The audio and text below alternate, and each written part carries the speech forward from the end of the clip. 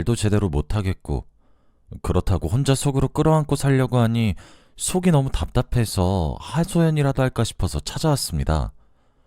너무 갑갑한 마음에 익명으로라도 제 이야기를 누군가에게 하고 싶은 마음이 문득 들더라고요. 그래서 이렇게 사연을 몇 자 적어 보내봅니다. 먼저 저를 소개하자면 저는 60대 중반인 여자입니다. 젊은 시절부터 요식업을 시작했어요.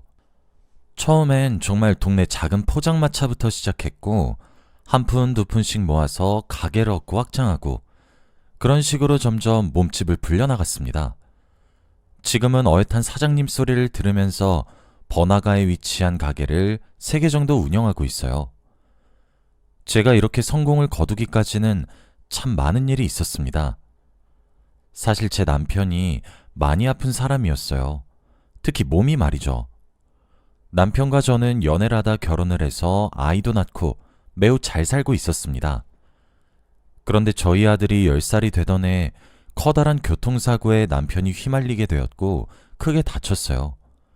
뉴스에 보도가 될 정도로 큰 사고였죠. 트럭 운전자가 졸음운전으로 중앙선을 침범했고 그로 인해 6중 추돌 사고가 났거든요.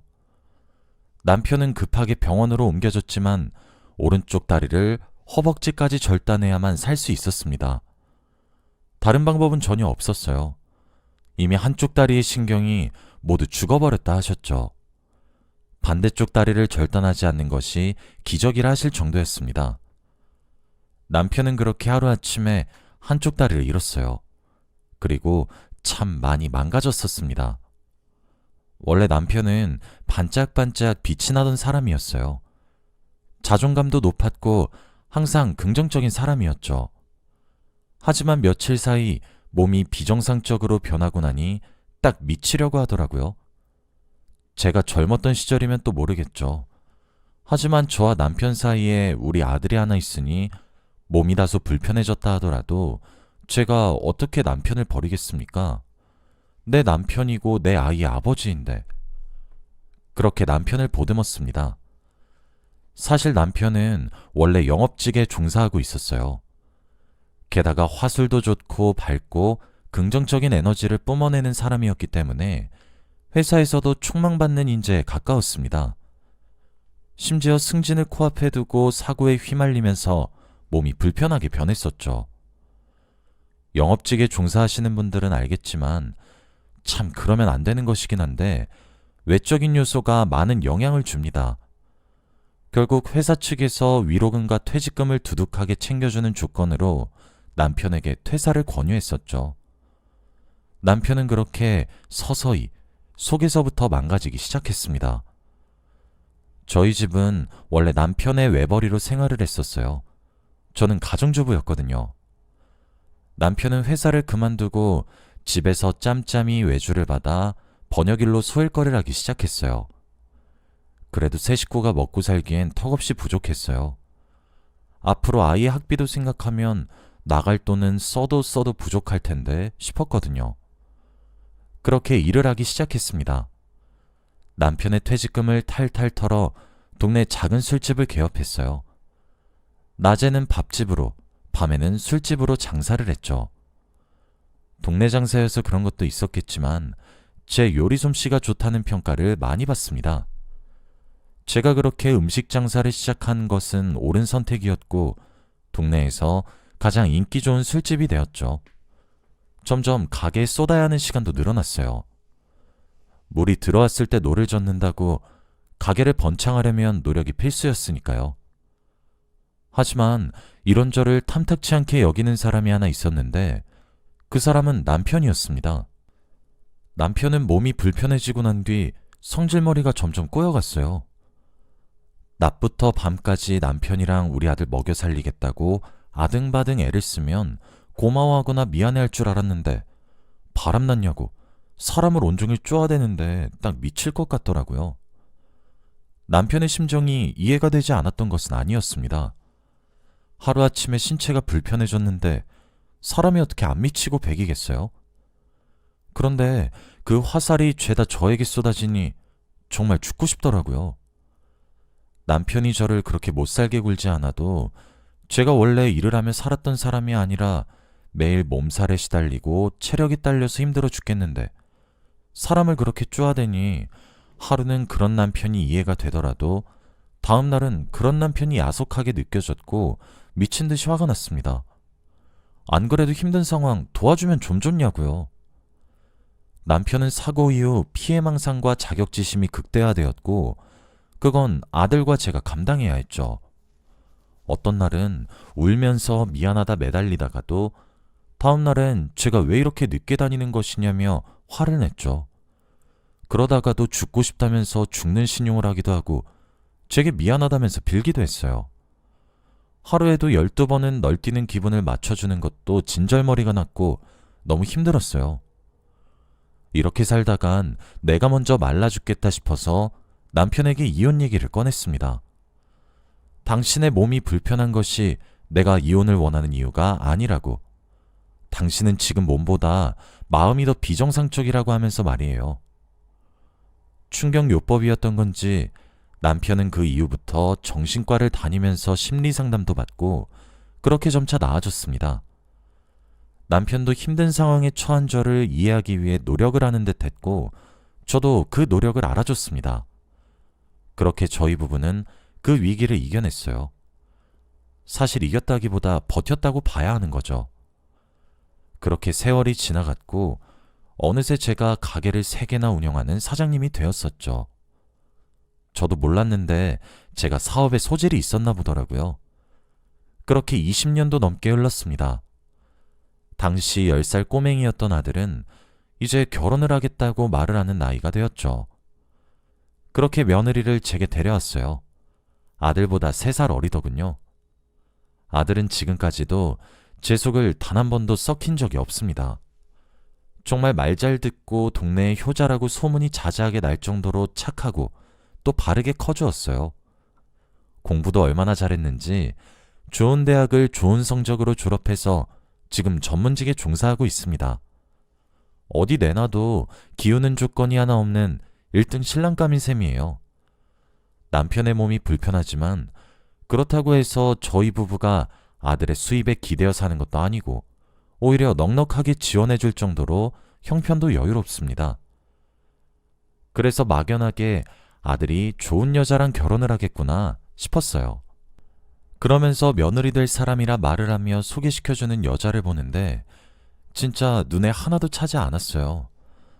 저는 남편을 겪으면서 몸보다 마음이 더 아픈 사람을 정말 치를 떨게 싫어하게 되었습니다. 본인의 힘듦을 모르는 것은 아니나 남한테 퍼부으면서 제어도 조절도 못하는 걸 보면 치가 떨려요. 제가 너무 많이 시달렸기 때문이겠죠. 그리고 가정환경이 주는 것도 매우 크다고 생각합니다. 제가 아들을 키워보니 잘 알겠더라고요. 남편의 널뛰는 기분과 그거에 맞춰져 나오는 행동들에 의해 아들이 얼마나 큰 상처를 받았는지도 옆에서 잘 지켜봐 왔거든요. 그래서 마음이 건강한 여자를 만나길 바랬습니다. 아들도 시달려봐서 그게 얼마나 힘든 일인지 아주 잘할 거라고 생각하기도 했거든요. 그런데 기가 찰 정도로 눈에 차지도 않는 애를 며느리감이라 소개시켜 주더군요. 그 아이는 부모님 둘 다 미성년자였던 시절에 사고쳐서 태어난 아이였어요. 무수한 사회적 질타 속에서 자랐을 어린 시절이 안타까웠지만 내 며느리는 그러지 않았으면 싶었죠. 그것도 걸리는 판국에 심지어 어린 시절에 부모님을 사고로 잃었다 하더군요. 친척집을 전전하며 자랐는데 그마저도 온전한 사랑을 받기는커녕 많은 학대를 받으며 컸다고 하더라고요. 밥을 굶기고 때리고 이런 것들은 기본일 정도로 말이에요. 그러니 애가 뭐 제대로 씻길 했겠어요? 먹길 했겠어요? 삐쩍 말라서 제대로 씻지도 않아 냄새를 풍기는 여자아이를 아무도 좋아하지 않았을 겁니다. 자연스럽게 학교에서도 왕따를 당했고 양아치 같은 아이들에게 괴롭힘의 대상이었다고 하더군요. 그리고 그렇게 삐뚤어진 관심을 받으며 아이의 마음 또한 삐뚤어졌고 숱한 자살 시도를 계속하는 바람에 정신병원에 1년 정도 입원한 적도 있다고 하더군요. 멀쩡한 직장을 다니면서 다달이 꼬박꼬박 월급을 받고 지내는 것도 아니고 이 알바 저 알바 하면서 무슨 유목민 마냥 이건 이것 때문에 그만두고 저건 저것 때문에 그만두고 그러다가 우리 아들을 만나게 되었다고 하더군요. 그래서 그런지 성질머리도 굉장히 까칠하고 예민합니다. 제가 무슨 말을 건네도 그걸 고지고대로 들으려 하지도 않고 꼬아서 생각하고 꼬아서 받아들이면 자기 혼자 기분을 나빠해요. 그 모든 것들이 그 아이의 죄는 아니지 않냐고 이렇게 생각하시는 분들도 있으시겠죠? 네, 저도 매우 잘 알고 있습니다. 그 아이라고 부모를 잃고 싶었겠어요? 학대를 받고 싶었겠어요? 왕따를 당하고 싶었겠냐고요? 또 죽음으로 모든 것들을 회피하고 싶었겠습니까? 저도 머리로는 잘 알아요. 제 며느리가 아니라 아는 사람의 이야기였다면 눈물을 훔칠 정도로 안타깝다는 생각도 물론 들어요.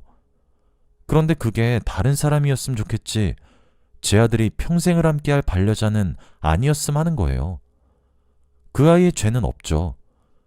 그런데 저는 마음이 망가진 남편을 20년 넘게 겪어와서 누구보다 잘 알아요.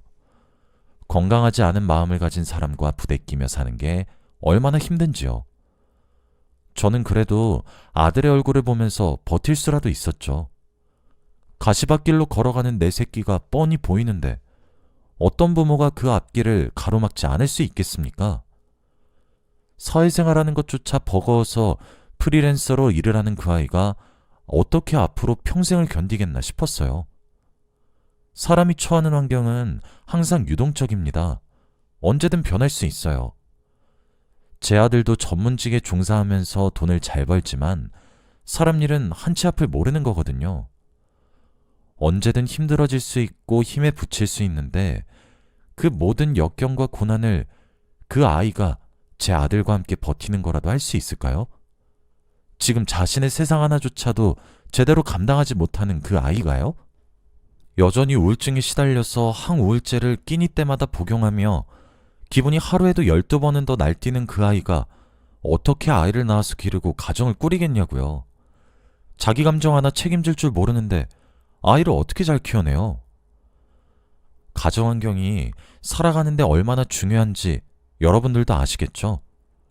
딱 미칠 것만 같았습니다. 생전에 속 한 번 썩히지 않고 의젓하고 대견하게 자라온 아들이 처음으로 뜻을 굽히지 않았어요. 처음으로 제게 언성을 높여 말대꾸를 하기도 했어요. 그 모습을 보고 남편은 그냥 허락해주자 이러고 자빠졌는데 남편에게 제가 입을 다물라 했어요. 남편은 몰라요. 본인은 남 탓을 하는 사람이었으니까요. 그런데 탓을 받는 사람의 입장은 정말 딱 미칠 것 같습니다. 이 결혼은 절대 허락할 수가 없었어요. 며느리가 되겠다고 하는 애도 그래요. 자신의 남자친구 부모님이 이렇게 반대를 하는데도 결혼이 하고 싶고 그러면 제게 정이라도 붙이려고 노력을 해야 하는 것 아닌가요? 그것조차 거슬려서 참을 줄 모르는 아이가 무슨 결혼을 해서 아이를 놓고 잘 살겠습니까? 애먼 제 아들만 잡을 게 불보듯 뻔한데. 결혼을 결사 반대하며 들고 일어날까 싶은 마음이 수천 번은 드는데 그러다가도 오히려 그렇게 딱 잘라 맞기 시작하면 오히려 더 애틋함을 느껴서 더 절절해질까 싶었습니다. 그래서 아들에게 그랬어요. 동거를 먼저 하라고. 동거까지는 허락하겠다고. 아직 아들의 나이가 30대 초반이었기 때문에 결혼은 아직 너무 이르다고 생각하고 서두를 것 하나 없다고 하면서 말이에요. 대신 사고쳐서 아이를 가진 순간 그때는 내 아들 아니니까 그 아이가 피임 시술을 받으라 그랬어요. 잔인하고 매정하다고 질타하시면 할 말이 없긴 하네요. 근데 전 알겠더라고요. 두 사람이 동거를 시작하게 되면 제 아들이 얼마나 힘들지를. 아니나 다를까 아들은 동거를 하고 6개월도 지나지 않아 헤어짐을 고민하기 시작했습니다. 사실 헤어져야겠다 이런 생각보다는 이 여자와 결혼은 하면 안 되겠구나 라는 거에 더 가까웠던 것 같아요. 매일 시도 때도 없이 트집을 잡는 것은 물론이고 화가 나면 신경질적으로 변하는 수준이 아니라 손에 잡히는 것들은 죄다 집어던지고 제 아들에게 있는 욕 없는 욕 다 하면서 난리를 친답니다. 그런데 싸우는 이유가 변기 뚜껑을 까먹고 내리지 않았다거나 그 아이가 빨래를 걷으라고 했는데 하던 일이 있어서 5분 정도 뒤에 걷기 시작한다거나 이런 식의 아주 사소하고 소소한 이유였어요. 그런데 자기 말을 듣고 바로바로 해주지 않으면 무시하는 거냐고 그러면서 발작하듯 화를 내기 시작하는 거죠. 아들이 저한테 그러더라고요. 꼭 옛날에 아빠가 엄마한테 하는 모습을 그대로 옮겨놓은 것 같다고 말이에요. 물론 지금 제 남편이 제게 저런다는 것은 아닙니다. 저도 끊임없이 사랑을 표현하며 보듬었고 남편도 정말 많이 그리고 꾸준하게 노력을 했어요. 마음이 건강했던 사람도 그런 피해망상적인 사고에서 빠져나오는데 10년 가까이 걸렸습니다. 남편은 이제 자신의 몸이 불편한 사람이란 것을 받아들였고 그 한계 속에서 최선을 다해 살려고 노력해요. 하지만 이렇게 변하기까지 적지 않은 시간이 소요된 것도 맞죠. 그 아이는 남편보다 더 오래 걸리겠죠. 아들도 동거를 시작하면서 그것을 알아챈 듯 했죠. 아들은 그 아이에게 상처받아 울기도 했고 화를 내기도 했고 힘들어했으며 상처도 받았어요. 마치 옛날에 저와 같은 모습처럼 말이에요. 진짜 하나뿐인 제 아들을 무슨 쥐를 잡듯 잡으려 드는데 다 떠나서 같은 여자가 보더라도 진짜 질리도록 집착하고 그러더라고요. 아들의 죄책감이라도 덜어주기 위해 저는 비정하게 말했어요. 그 아이는 며느리감으로 받아들일 수 없으니 헤어지라고 강요를 했죠. 제 강요에 못 이기는 척 헤어지길 바랬거든요. 그 아이가 우리 아들을 탓하는 순간이 온다면 저를 핑계 삼길 바라기도 했고요. 그 아이도 보통 내기는 아니었던 것인지 아들과 헤어지고 제게 참 입에 담기 힘든 내용의 메시지가 오기도 했고 다음 날에 죄송하다는 말이 담긴 장문의 메시지가 오기도 했어요.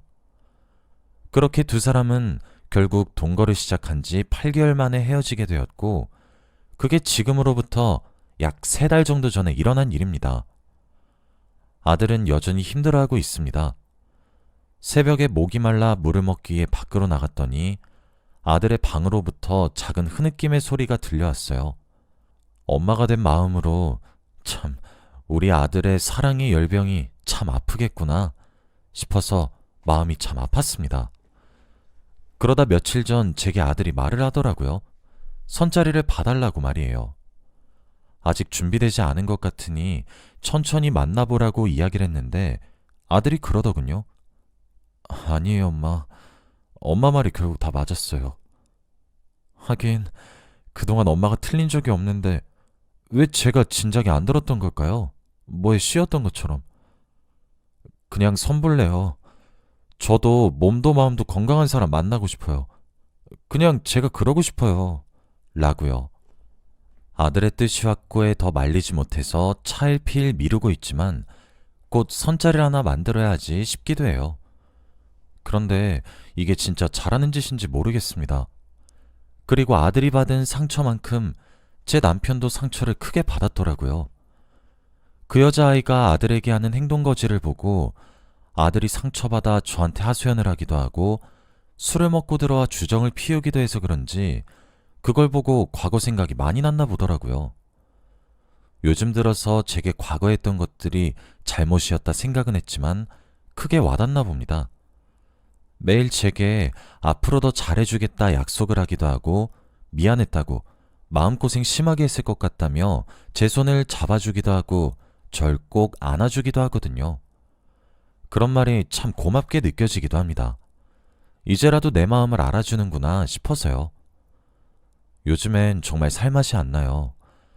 집안에 남자라곤 딱 둘 있는데 아들이라는 놈은 매일 눈물바람에 상처받은 티를 폴폴 내면서 훌쩍이고 앉아있고 남편이란 놈은 미안했다며 찔찔 짜고 앉아있으니까 살맛이 안 납니다. 집에 들어가면 그 무거운 공기에 숨이 턱턱 막힐 지경이에요. 아들이 하는 짓을 보면 남편을 쏙 빼다 박은 게 쟤도 참 피곤한 스타일이구나 싶다가도 뒤늦게 사랑 때문에 아파하는 아들을 보면 귀엽게 느껴지기도 하고 그렇네요. 저는 어떻게 해야 할지 모르겠어요. 그저 시간이 약이겠거니 조금만 참아보자. 조금만 지나면 다 괜찮아지겠거니 하면서 그저 묵묵히 제 자리를 지켜가며 열심히 돈만 벌고 있습니다. 저희 집안이 유독 남자들이 감수성이 높은 것 같다는 생각도 드는 요즘이네요. 여기까지가 제 이야기입니다. 요즘 제 속도 말이 아니라서 이렇게 하소연을 해봤어요. 막상 이렇게 해보니까 신기하고 재밌네요. 속이 조금 풀린 듯한 기분이 들어요. 긴 이야기 들어주셔서 정말 감사드리고 여러분들 가정엔 평화가 가득하시길 바랍니다.